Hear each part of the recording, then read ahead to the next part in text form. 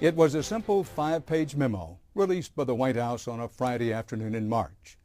It was hardly picked up by the press, but once word began to spread, it was, pick your expression, a shot across the bow or a slap in the face to the 15,000 registered lobbyists in Washington. With billions of dollars, your tax dollars, floating around the Capitol these days, the White House has decided to change the rules of the game. Lobbyists henceforth will not be allowed to attend meetings where the distribution of money from the $787 billion stimulus package is being discussed. According to the president, the lobbyists should just submit their opinions in writing. Well, the lobbyists are, to put it mildly, not happy. Seems it's hard to twist arms when you're not allowed in the room. Fair to say you're angry about this? Angry is a good word. David Wenhold is president of the American League of Lobbyists. It's actually a lobby that represents lobbyists. Tell us directly, candidly, why you're angry. I feel that our clients, which are nonprofits, unions, small businesses, associations, and yes, corporate clients too, they deserve to have their expertise sitting at the table with them. You wouldn't go into a lawsuit without your lawyer there. That's what we are. We're the messengers. And the lobbyists are saying, in effect, don't shoot the messenger. Lobbyists have long had their way in Washington. We've followed the story on this program extensively, including this session in 2007, where our cameras got a rare look at lobbyists in action on Capitol Hill. The new Obama directive wouldn't affect lobbying Congress, just the executive branch. But this is how it's always worked on both ends of Pennsylvania Avenue, face to face. But if we can combine them and find 60 votes, and I think it'll be a miracle, then we're okay with it. Mary Kay Thatcher is a lobbyist for the Farm Bureau. Wheat growers are here, there's rice, there's the dairy folks, there's Farmers Union, some of my colleagues at the Farm Bureau. Lobbyists were within earshot of lawmakers as the Farm Bill was being written. So if you look around the room, you can find producers of all kinds of commodities, as well as mostly they're lobbyists that work here in Washington trying to make sure that the amendments that get offered are good for our organizations.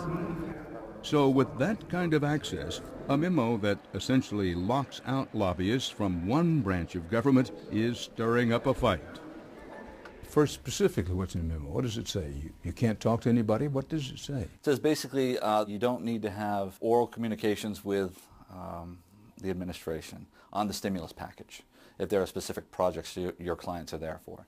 And as you know, putting something in writing doesn't have the same effect. I mean, we could be having this conversation by email, but quite frankly, you can't ask questions. There is no dialogue in that. And some of the most important questions that the administration needs to be answered on these projects, sometimes the subject matter experts happen to be a lobbyist. You know, the pattern has been over the past 65 days with the Obama administration that it is clear that the lobbying community is not invited to sit at the table. For the lobbyists, it hasn't gone well from the beginning of the Obama administration. This was the president on his second day in office. If you are a lobbyist entering my administration, you will not be able to work on matters you lobbied on or in the agencies you lobbied during the previous 2 years. When you leave government, you will not be able to lobby my administration for as long as I am president.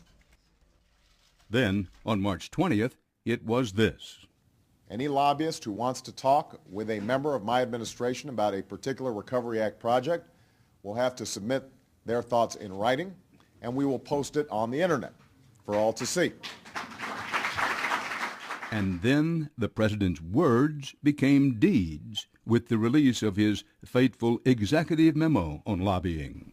But when you first got wind of this executive memo, what was your reaction? What was the reaction of people you work with? Dan, it is amazing. The outrage in the lobbying community is palpable.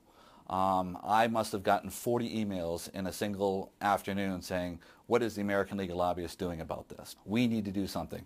And we need to look at all options, whether that is a letter coming from multiple different organizations that, quite frankly, you wouldn't know that the American League of Lobbyists would partner with, maybe like the ACLU and some watchdog groups saying, you know what, this is a violation of the freedom of speech. You mentioned the ACLU, the American Civil Liberties Union. Correct.